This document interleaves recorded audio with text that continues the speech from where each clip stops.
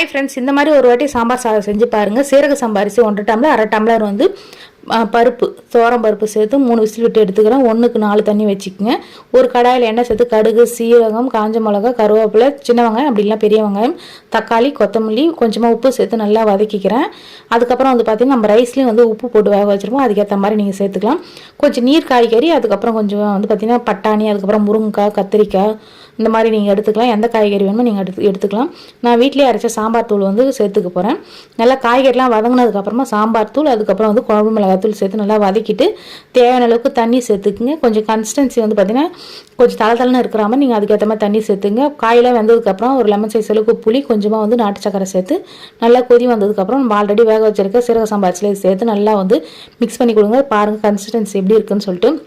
கொஞ்சமாக நெய்யில் வந்து பார்த்திங்கன்னா சீரகம், பெருங்காயத்தூள், கொத்தமல்லி, கருவேப்பிலை தாளித்து விட்டு இறக்குனா ஒரு சூப்பரான சாம்பார் சாதம் ரெடி. கண்டிப்பாக ட்ரை பண்ணுங்கள்.